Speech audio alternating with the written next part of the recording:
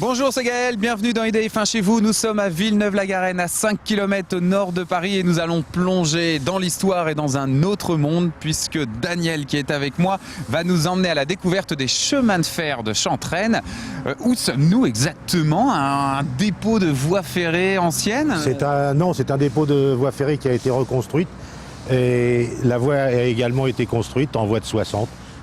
Tout ça, ça a été reconstruit il y a une vingtaine d'années. Voilà. Alors on va découvrir justement, ici c'est un petit peu de lieu de conservation du patrimoine et de l'histoire des voies ferrées quand même. Exact. Tout le matériel qui est là, sauf quelques-uns, sont du matériel récupéré. Par exemple, la locomotive que vous voyez là, elle date de 1918, elle a été remise en état, d'autres à l'intérieur, pareil, tout ça c'est du matériel Alors on va restauré. s'approcher un petit peu.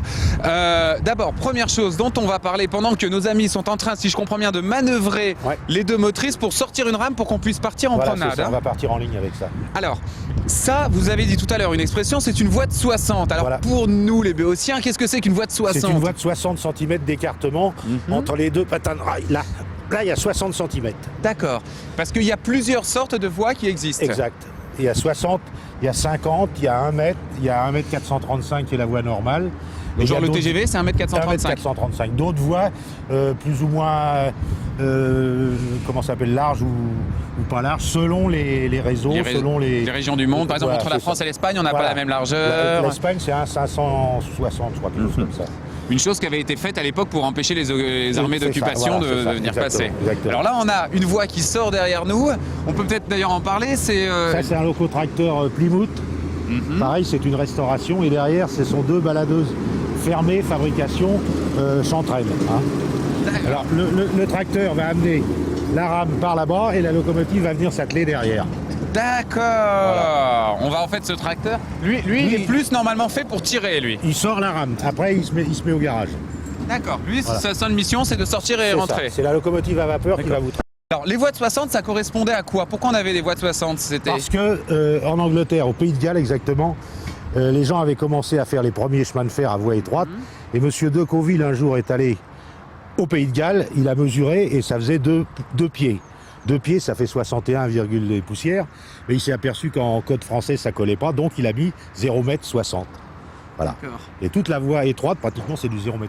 Alors, la voie étroite, ça sert à quoi? Ça a une utilité particulière? Alors, la première, ça a été de faire un peu de transport. Mais la deuxième utilité, malheureusement, ça a été la guerre de 14-18. Toutes les voies des tranchées étaient faites. On va se décaler un peu pour laisser passer la... Toutes les voies de guerre étaient faites en 0,60 m, aussi bien par les Allemands que par les Français. Alors on va s'approcher là-bas, comme ça on va le voir s'accrocher, c'est ça? Ok. D'accord, alors ça c'est une motrice de quelle époque? 1918, peu de choses près. 1918. Locomotive à vapeur. Voilà, ça fume bien. Hein, de la vapeur. Voilà. Hop. Et là, on a mis... l'aiguille du bon côté. L'aiguillage a été fait. D'accord. C'est juste avec cette petite tige qu'on fait ça. Hein. Ouais. On regardera ça tout à l'heure.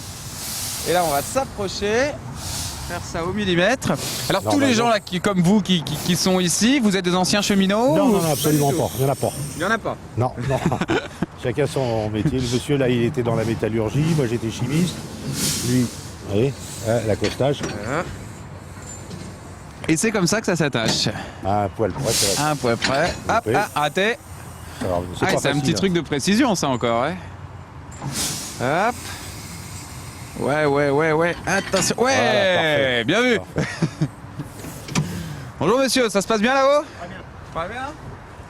Alors ça, on apprend, on passe son permis de commande de... Comment ça fonctionne? Non, il est habilité. C'est pas un permis, non? Chaque conducteur doit avoir une habilitation. Chaque conducteur doit avoir une habilitation? Ouais, une habilitation qui consiste à savoir conduire l'engin et d'autre part à connaître parfaitement le parcours du parc avec les arrêts et tout ça.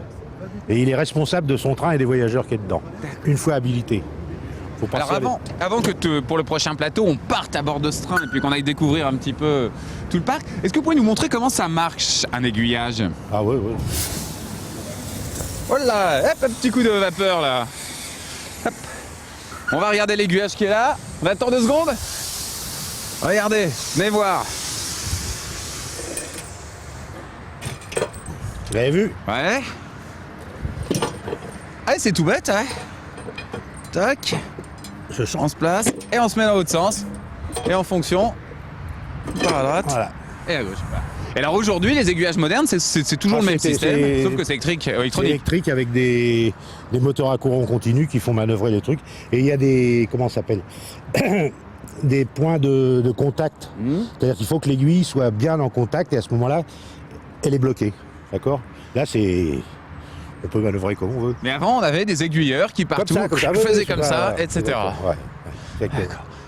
Alors on va monter à bord de celui-ci, il faut enlever le tracteur derrière. On va aller découvrir. Ah oui, il faut enlever le tracteur qui est derrière. Voilà, ça va être compliqué ça. Bon, on va faire tout ça et puis on se retrouve juste après, dans quelques instants, pour partir à la découverte de ce chemin de fer des Chantraines dans le parc départemental. Nous sommes bien sûr à Villeneuve-la-Garenne.